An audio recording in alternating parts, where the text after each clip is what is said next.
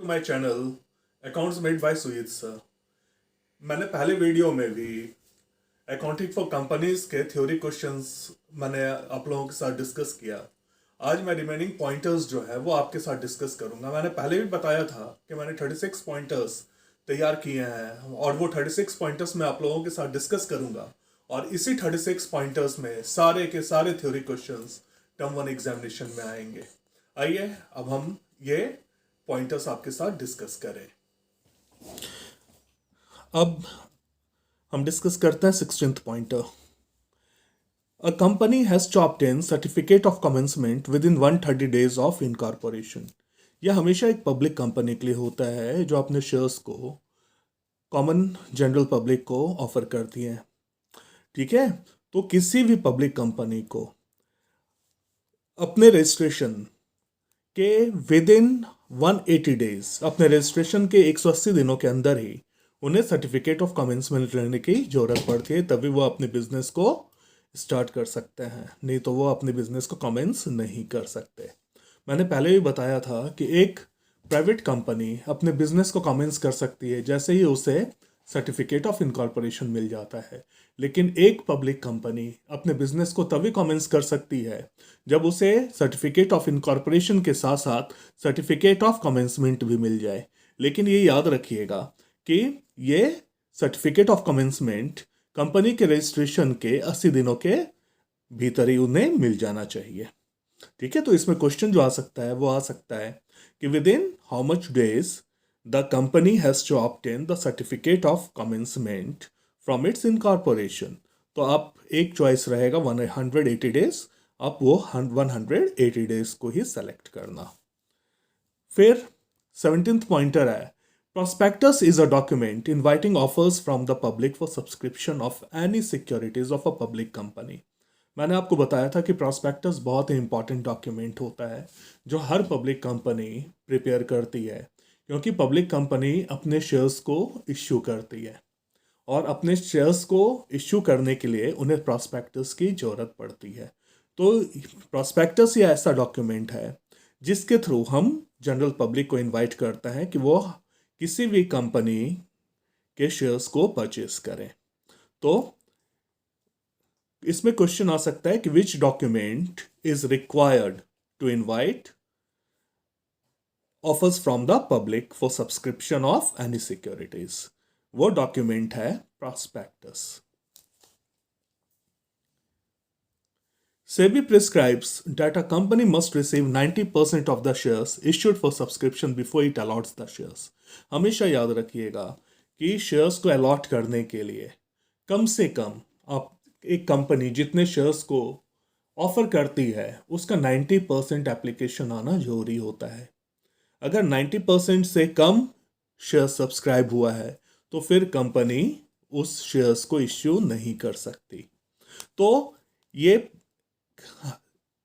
सेबी जो एक regulatory board है जिसका नाम securities exchange board of India है, वो उसने 90% जो है वो प्रेस्क्राइब किया है कि 90% एटलीस्ट शेयर्स को सब्सक्राइब होना जरूरी है, तभी कोई कंपनी शेयर्स को अलॉट कर सकती है।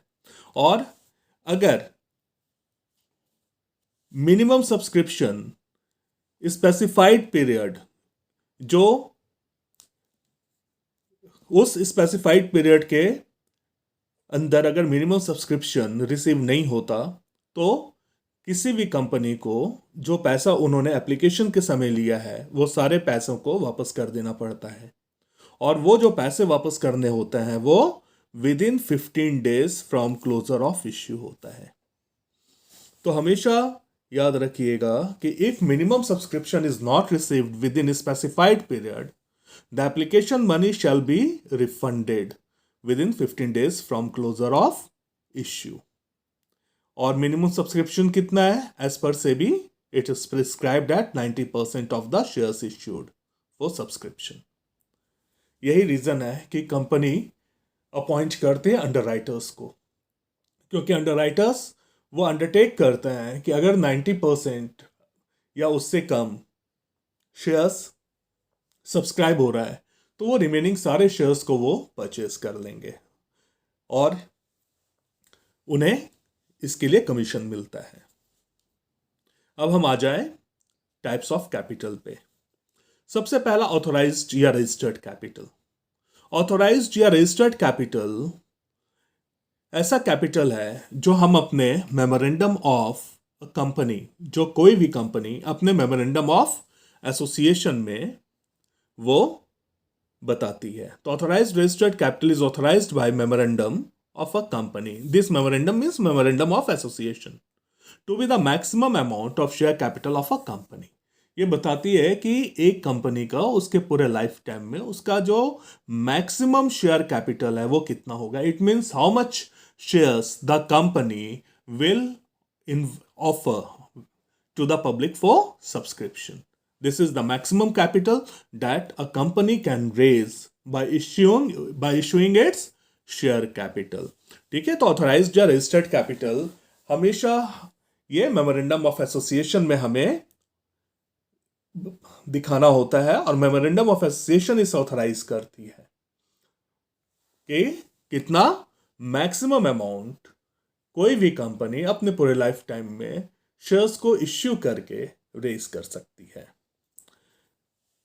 इश्यूड कैपिटल सेकंड होता है इश्यूड कैपिटल। अब वो सब्सक्राइब कैपिटल का वह पार्ट होता है जो कोई भी कंपनी ऑफर करती है। तो मैंने बताया कि issued capital is a part of registered capital. Okay, तो issued capital it means such capital as the company issues from time to time for subscription. अब मैं सपोज कीजिए कि ऑथराइज्ड कैपिटल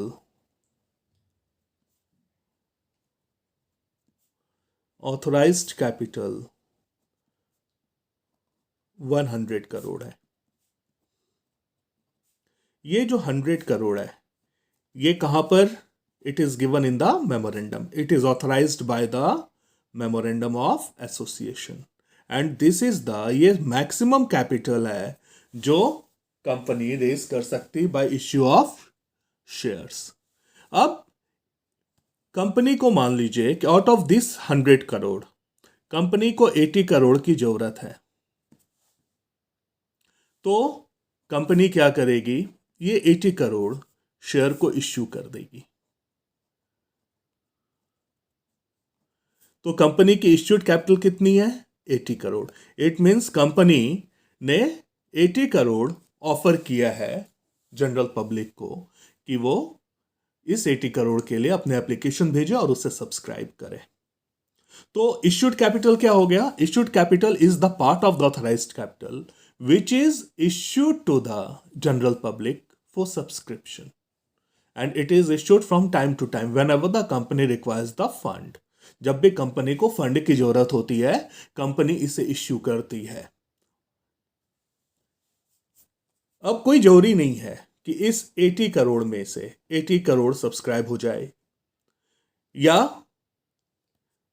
तो होता क्या है कि इस 80 करोड़ में 3 कंडीशन हो गए। मान लीजिए 70 करोड़ सब्सक्राइब हुआ, या 80 करोड़ सब्सक्राइब हुआ, या 90 करोड़ सब्सक्राइब हुआ। तो सब्सक्राइब का मतलब हुआ कि जितने शेयर्स के लिए एप्लीकेशन आए। तो सब्सक्राइब्ड कैपिटल क्या हो गया, subscribed capital is that part of the issued capital which is subscribed by the public. It means ये इश्यूड कैपिटल का वह पार्ट है जिसके लिए पब्लिक ने एप्लीकेशन भेजे हैं। वो एप्लीकेशन 80 करोड़ के बराबर भी हो सकता है, 80 करोड़ से कम भी हो सकता है, और 80 करोड़ से ज्यादा भी हो सकता है। अगर वो 80 करोड़ जितना इश्यू की है कंपनी, 80 करोड़ के 80 करोड़ एप्लीकेशन आ गए, तो इसे हम कहते हैं फुल्ली सब्सक्राइब्ड।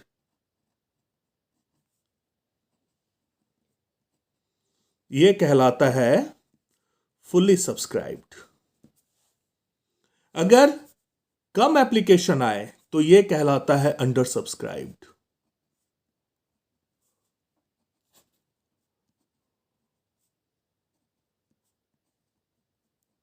और अगर ज़्यादा एप्लीकेशन आ गए तो ये कहलाता है ओवर सब्सक्राइब्ड, मतलब ये ओवर सब्सक्रिप्शन हो गया।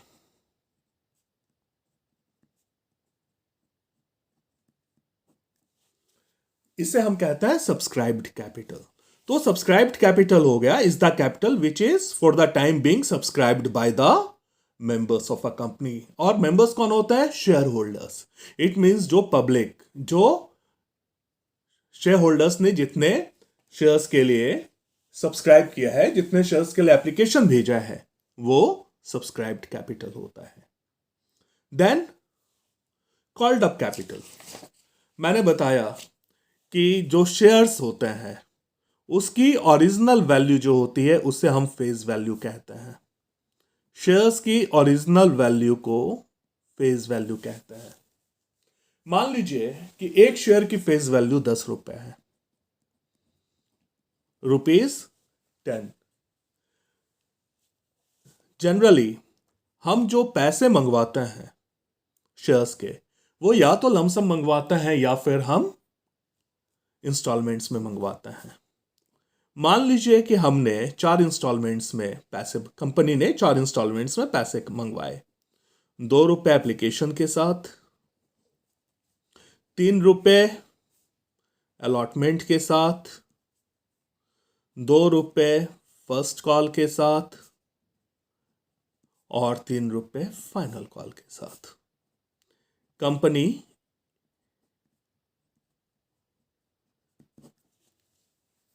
इंस्टॉलमेंट्स में पैसे मंगवा रही है। अब अगर कंपनी ने केवल ₹5 ही पेमेंट के लिए मंगवाया है तो ये ₹5 कॉल्ड अप कैपिटल है एक शेयर के ऊपर। मींस पर शेयर कंपनी ने कॉल अप कितना किया है? ₹5। मान लीजिए कंपनी ने टोटल 1000 शेयर्स को इश्यू किया है। इट मींस, इसका मतलब हो गया कि जो कॉल्ड अप कैपिटल है वो कितना हो गया? कॉल्ड अप कैपिटल हो गया 1000 shares into ₹5 is equal to ₹5000। तो called up capital is such part of the capital which has been called for payment. Called up capital क्या हो गया? It is such part of the capital, the total capital should have been 1000 into 10,000, लेकिन हमने अभी तक payment के लिए केवल 5000 मंगवाया है। तो कॉल्ड अप कैपिटल कितना है? 5000 है।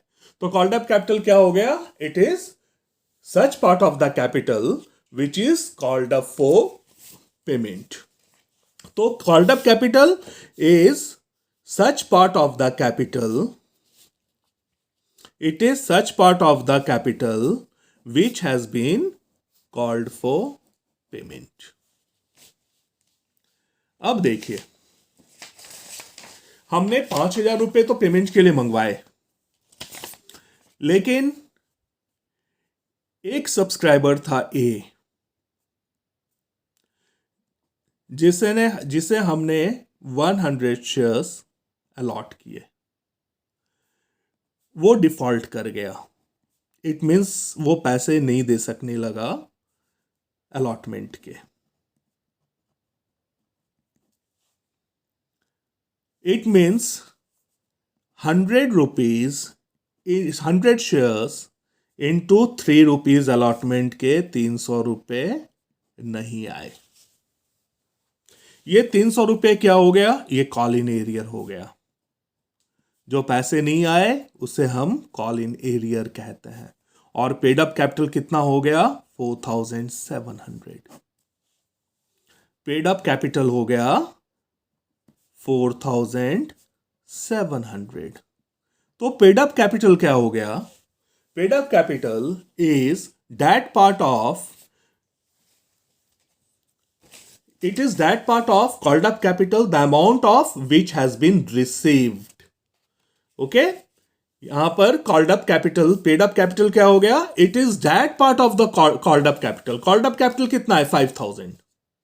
उसमें से हमने रिसीव किया 4700। तो पेड अप कैपिटल क्या हो गया? It is that part of the called up capital which has been received by the company in respect of shares of the company.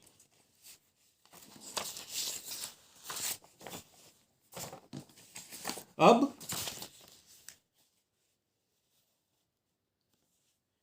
एक और कैपिटल कहलाता है जिसे हम कहते हैं reserve capital. Reserve capital means वो कैपिटल जिसे हम रिजर्व करके रखते हैं और इसे हम तभी यूज करते हैं जब हम कंपनी को वाइंड अप करते हैं. जब हम कंपनी को वाइंड अप करते हैं उस वक्त अगर जरूरत होती है तो हम इसे मंगवाते हैं. Means reserve capital is a part of share capital which a company resolves not to call except in case of winding up of the company.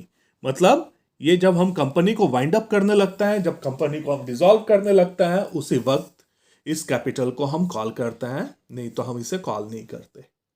तो इन 6 टाइप्स ऑफ कैपिटल में एक ना एक एमसीक्यू के क्वेश्चन आएंगे ही आएंगे. इसलिए इस कॉन्सेप्ट्स को अच्छे से समझिएगा और इसे आप लर्न कीजिएगा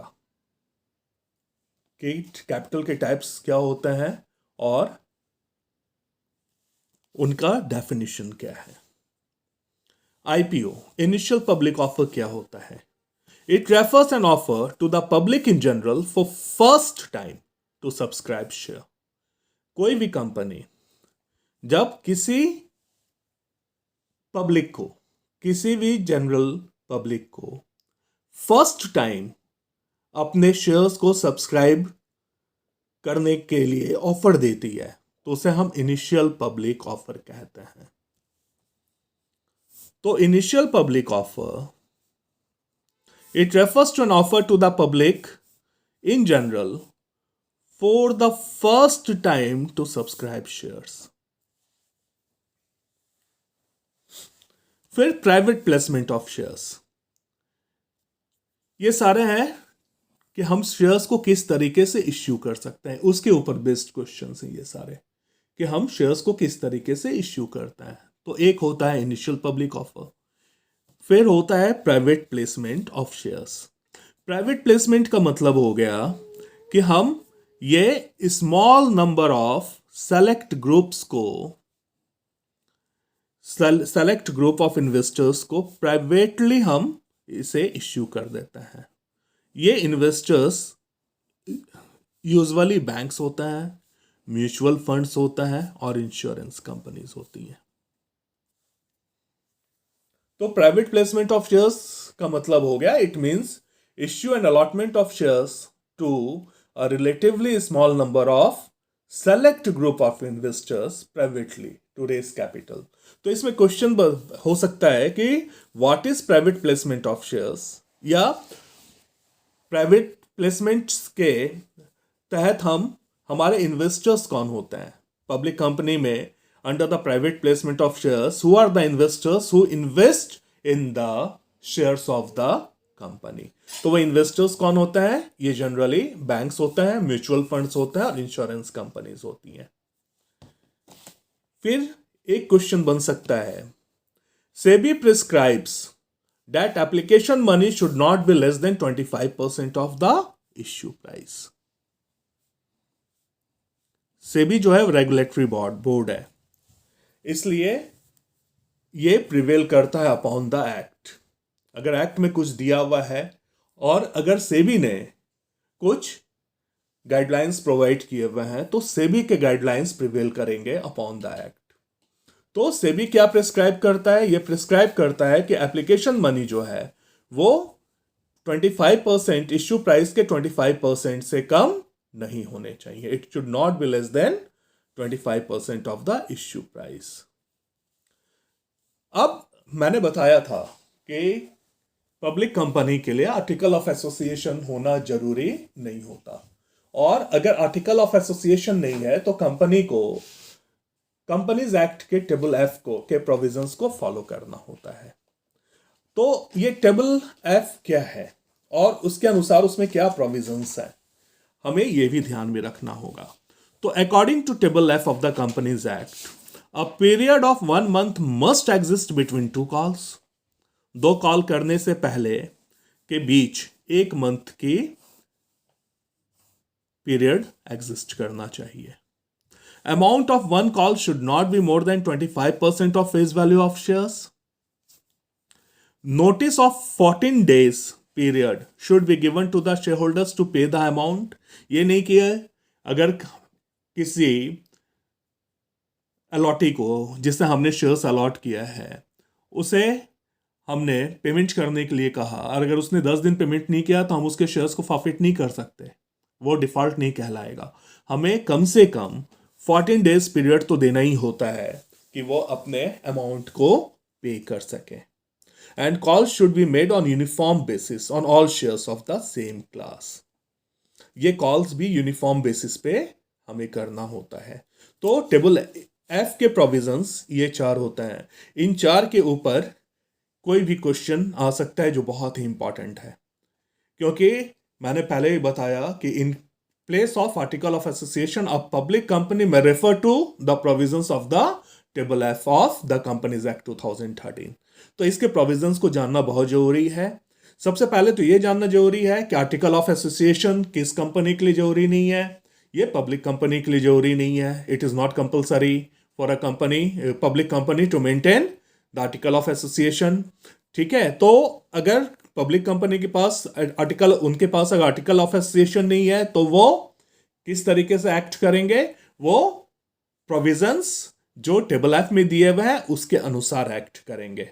और इस टेबल एफ में जो प्रोविजंस हैं इसके ऊपर एक क्वेश्चन बहुत इंपॉर्टेंट बनता है। तो इसमें फर्स्ट प्रोविजन मैंने बताया कि अ period of 1 month must exist between two calls. Second, amount of one call should not be more than 25% of the face value of the shares. Third, मैंने बताया कि notice of 14 days period should be given to the shareholders to pay the amount और calls should be made on uniform basis on all shares of the same class. इसमें first, second और third ये जो 3 provisions ये बहुत important है। इनके 1 month 25% of the face value और 14 days ऑफ नोटिस जो है वो जरूर से याद रखना है। आप लोगों ने पढ़ा होगा कि कंपनी जो है अब जो शेयर्स इश्यू करती है वो केवल एट पार करती है। एट पार का मतलब फेस वैल्यू हो गया, या एट प्रीमियम करती, वो एट डिस्काउंट नहीं करती है under the section 53 of the companies act. क्योंकि सेक्शन 53 जो है कंपनी एक्ट का वो किसी भी पब्लिक कंपनी को अपने शेयर्स को डिस्काउंट के ऊपर इश्यू करना अलाउ नहीं करती। लेकिन इसमें एक एक्सेप्शन है। वो एक्सेप्शन क्या है कि कंपनी जो है वो स्वेट इक्विटी शेयर्स जब इश्यू करती है तो इसके ऊपर डिस्काउंट दे सकती है। Sweat equity shares generally company जो है वो अपने एम्प्लॉयज को इश्यू करती है। ठीक है, तो however section 54 allows issue of shares at a discount when they are issued as sweat equity shares. तो ये एक्सेप्शन बहुत इंपॉर्टेंट है, इसे जरूर याद रखना है कि व्हाट आर द एक्सेप्शंस। ठीक है, कि जनरली क्वेश्चन आ सकता है कि generally the company it can not issue shares at a discount, but what is its exception? या when a company can issue shares at a discount, उस condition में आपको लिखना है कि when this shares are issued as sweat equity shares. फिर security premium के uses के ऊपर बहुत ही इंपॉर्टेंट क्वेश्चन बनता है। इसमें कोई भी 4 आपको ऑप्शंस दिए हुए होंगे, उसमें एक ऑप्शन जो है वो उसके यूजेस नहीं होगा और ये बहुत इंपॉर्टेंट क्वेश्चन बनता है, इसलिए इसे याद रखना बहुत ही जरूरी है। ये क्या है? According to section 52 subsection 2 of companies act 2013 securities premium reserve are used for the following purpose. पहला, issuing fully paid bonus shares to the members. Second, writing off preliminary expenses of the company. Third, writing off the expense of or commission paid or discount allowed on any issue of securities or debentures of the company. Fourth, providing for the premium payable on redemption of redeemable preference shares or debentures of the company. और last one, इन purchasing its own shares, जिसे हम buy back of equity shares कहते हैं. तो ये 5 uses हैं of the security premium. इसके ऊपर क्वेश्चन बहुत इंपॉर्टेंट बनता है. मैंने बताया कि क्वेश्चन किस तरीके से आ सकता है. जैसे फर्स्ट, सेकंड और थर्ड पॉइंट दे दिया. फोर्थ पॉइंट जो है वो एक गलत यूजेस दे दिया, और वो कहेंगे कि इसमें बताइए कि कौन सा एक्सेप्शन है, कि कौन सा यूजेस नहीं है ऑफ द सिक्योरिटीज प्रीमियम. तो इसलिए ये आपको पांचों जो 5 पॉइंट्स हैं वो 5 पॉइंट्स याद रखने हैं सिक्योरिटी प्रीमियम के यूजेस के ऊपर. Then maximum discount that can be allowed on ratio of forfeited shares is the amount forfeited on the reissued shares. आपको पता है कि जब आप शेयर्स को इश्यू करते हैं तो आप उस वक्त डिस्काउंट पे इश्यू नहीं कर सकता accept in case of sweat equity shares. लेकिन जब आप शेयर्स को फॉरफिट कर लेता है और उस फॉरफिट को रिश्यू करता है, मीन्स उसे रिसेल करता है, उस वक्त आप उसे डिस्काउंट के ऊपर बेच सकता है. इट मीन्स उसे आप लॉस के ऊपर बेच सकता है. और वो कितना हो सकता है मैक्सिमम डिस्काउंट? जितना आपने उस शेयर्स के ऊपर अमाउंट को फॉरफिट किया है. तो मैक्सिमम अमाउंट किसी भी फॉरफिटेड शेयर्स के ऊपर हम कितना दे सकते हैं? तो the maximum discount can be allowed on ratio of forfeited shares is the amount forfeited on the reissued shares. उस शेयर्स के ऊपर जितने पेमेंट कंपनी ने रिसीव की है उससे ज्यादा हम डिस्काउंट नहीं दे सकते. हम मैक्सिमम डिस्काउंट उतना ही दे सकते हैं. तो ये जो 32 पॉइंटर्स थे वो थ्योरी बेस्ड क्वेश्चंस के लिए हैं. सारे थ्योरी बेस्ड क्वेश्चंस इसके ऊपर ही आएंगे. नेक्स्ट वीडियो में मैं आपको कॉन्सेप्ट बेस्ड क्वेश्चंस के ऊपर किस तरह के एमसीक्यू के क्वेश्चंस आएंगे वो मैं आपके साथ डील करूंगा. और 10 क्वेश्चंस में मैं आपको बता दूंगा कि किस टाइप के क्वेश्चंस एमसीक्यूज में आएंगे और उन क्वेश्चंस की कैलकुलेशन आपको कैसे करनी है. और आप बहुत ही आसानी से 1-1, 2-2 मिनट में वो सारे कैलकुलेशन को आप कंप्लीट कर लोगे. तो इसलिए मेरी थर्ड वीडियो को आप जरूर देखना, क्योंकि उसके ऊपर वो मैं बना रहा हूं, वो मैंने जो बनाया है वो बनाया हुआ है कॉन्सेप्ट और जो क्वेश्चंस, प्रैक्टिकल क्वेश्चंस जो हैं उसके ऊपर मैंने वो वीडियो बनाया हुआ है. मैं 10 क्वेश्चंस आपके साथ डिस्कस करूंगा और उस 10 क्वेश्चंस में मैं आपके सारे एमसीक्यूज को कवर करवा दूंगा कि उसे आप किस तरीके से कैलकुलेट करेंगे और कितनी जल्दी आप उसे कैलकुलेट कर लेंगे. थैंक यू एक बार फिर से आप लोगों को मुझे अच्छा रेस्पॉन्स देने के लिए. अगर ये वीडियो आपको अच्छा लगे, जो मुझे लगता है कि आपको लगना चाहिए, क्योंकि मैंने 32 पॉइंटर्स में आपके सारे के सारे theory part accounting for companies को मैंने कंप्लीट करवा दिया है और ये सारे थ्योरी के क्वेश्चंस इसी में से होंगे. और नेक्स्ट वीडियो में मैं उन 10 क्वेश्चंस के थ्रू आपको सारे के सारे एमसीक्यूज के क्वेश्चंस करवा दूंगा अकाउंटिंग फॉर कंपनीज के. Once again thank you very much for watching my video. और अगर आपको अच्छा लगे तो इसे सब्सक्राइब जरूर कीजिएगा. मैं अपने कॉन्टैक्ट नंबर भी आप लोगों को नेक्स्ट वीडियो में दे दूंगा, उससे ज़रूर आप देखिएगा. और अगर कहीं भी आपको डाउट्स हो तो आप पर्सनली मुझे कॉल करके आप उन डाउट्स को सॉल्व करवा सकते हो, क्लियर करवा सकते हो. Once again thank you very much.